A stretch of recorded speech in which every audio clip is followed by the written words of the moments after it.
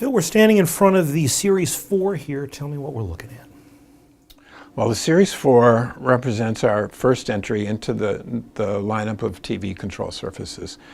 I should say that there is one below this, but it's simply a lower fader count version of this same console. It takes up this much space and has 16 faders as opposed to 24 faders on the Series 4. And I mentioned earlier that the differentiation between our different control surfaces in the line is simply a matter of how much, how many ins, how many outs, how many buses. And so what we have done with the Series 4 is greatly simplified the control surface and put most of the functions up on the touch screen here. So with the Series 4, you get 4 subgroups. You get 4 utility mix minuses in addition to the individual mix minuses that every channel generates.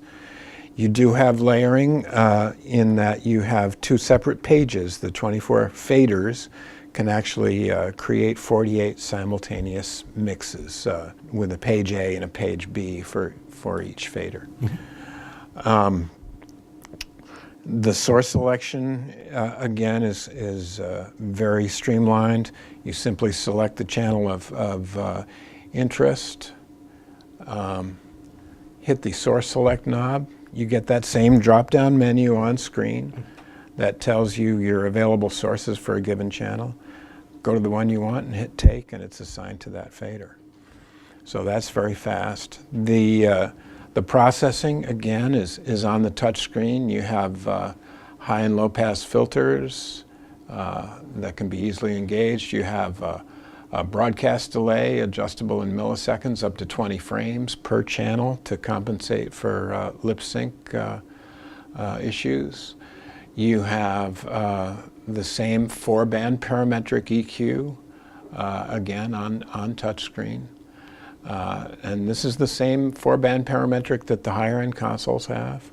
You have the compressor limiter and expander gate.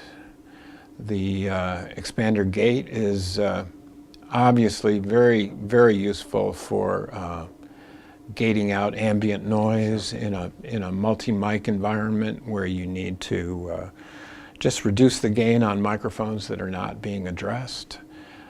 So it's a very full-featured audio toolkit that you get with the Series 4, and of course it acts as the front end for our whole Blade network. Got the OLED displays here on each strip.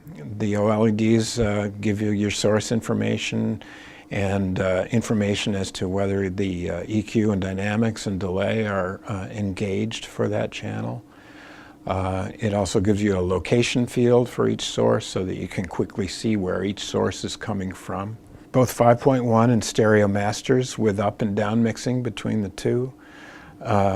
Monitors for both control room and studio. So it's a very powerful control surface, again fully controllable through our ACI, so any automation package can talk to it. And a very easy to drive user interface. Well, thanks. Let's take a look at the D8. Okay.